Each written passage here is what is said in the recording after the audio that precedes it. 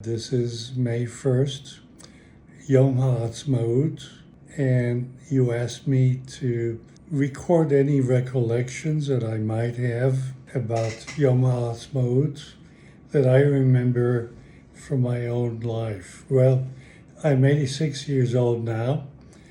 I must have been 9 years old on Yom HaAtzmaut, and I remember that everyone was sitting next to the radio.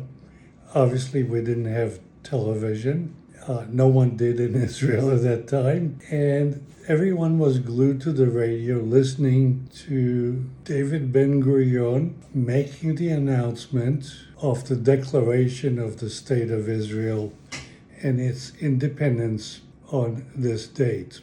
Basically, it was very, very exciting day that I remember. Not only was everyone glued to the radio, but many people were out in the streets dancing the hora and dancing whatever. I can't even remember all the various dances. People were just, there was no traffic. Everyone was dancing in the middle of the roads.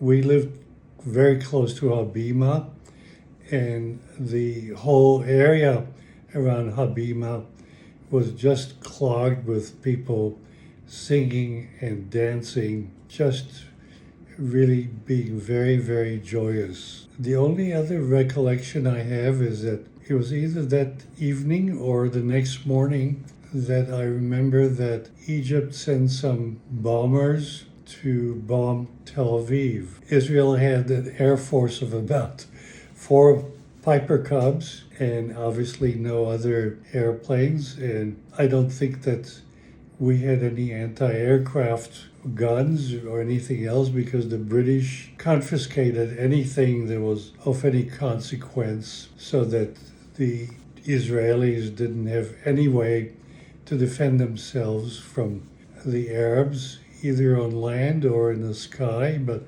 it was the middle of the day, must be the next morning, and I remember seeing 3 or 4 very large, what I thought were very large Egyptian bombers just strolling around the sky over Tel Aviv and leisurely dropping bombs every now and then.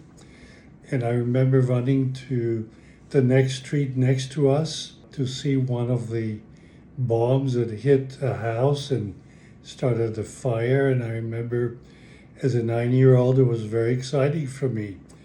Sounds very stupid today, obviously, but you have to imagine a 9-year-old having all this excitement, having bombs, having fires, having people dancing in the streets. And that's just about my recollection. I don't remember very much else from that particular evening or daytime, but obviously in retrospect, it was the most important day in a rebirth of the State of Israel.